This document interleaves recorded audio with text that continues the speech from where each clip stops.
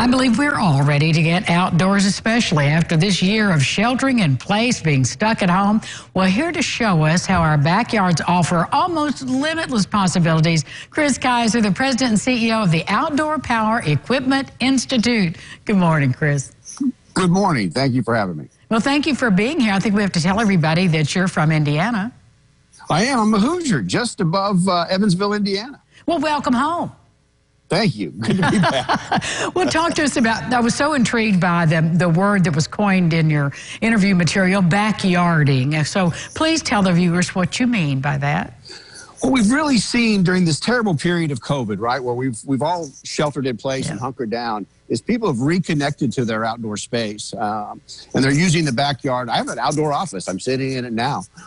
People use the outdoors in ways that we haven't in a while, so we're reconnecting to the outdoors, and it's safe space. It's an extension of home.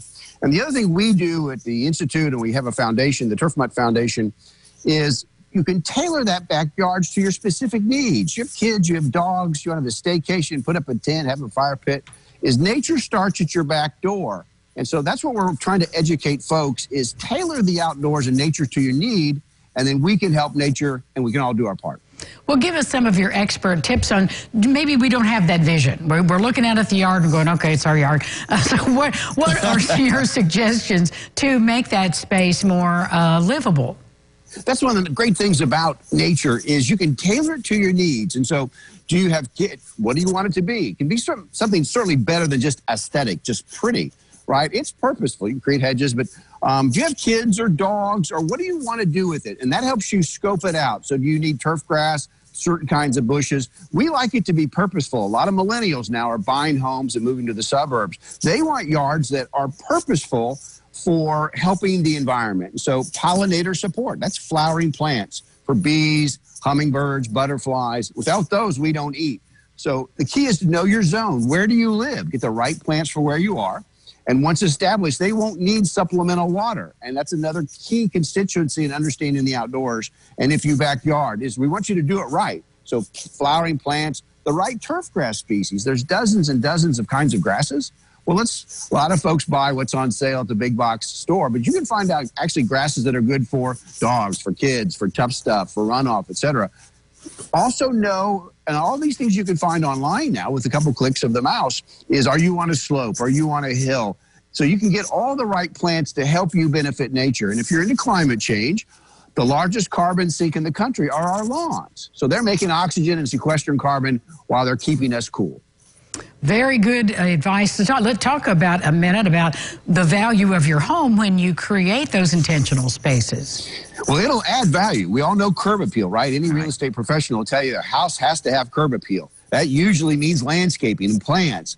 Well, nowadays it's landscaping that's not only pretty, which most of it is that it has a purpose. So it serves a purpose in creating that outdoor, that safe space for the homeowner. And again, it's a safe space for the kids and dogs. And I live in the Atlantic Flyway. So out here in Alexandria, we have a lot of migrating birds and insects. So if you figure out where you live and you put what they want when they rest and recharge, literally yesterday, there's a bird called a towhee. It's a migrating species. Well, they showed up yesterday. It means spring has come. Now, if I have the right plants and trees, a lot of hollies we have here, a lot of shade you see behind me, they'll stay. They'll stay for the season and raise their families. And that's what we want to see, is us doing our part in nature to help them as they help us. Great advice. Chris, where can we, how can we follow you? Facebook, Instagram? You bet. The best place is the Turf Mutt Foundation. That's the education arm. We've reached 70 million kids, teachers, and families through Scholastic in schools. Turf Mutt, just like it sounds, foundation, and it's predicated on a dog. The dog is the real voice of Turf Mutt, a cartoon character, but a real dog behind it, a rescue dog, because nobody knows your yard better than your dog. Oh, Chris, that's great. Thank you so much. Will you come back again? Soon. I'm due out there in a couple weeks. All right. Thanks so much. Take care. Thank you for having me. More lifestyles after this message. Stick around.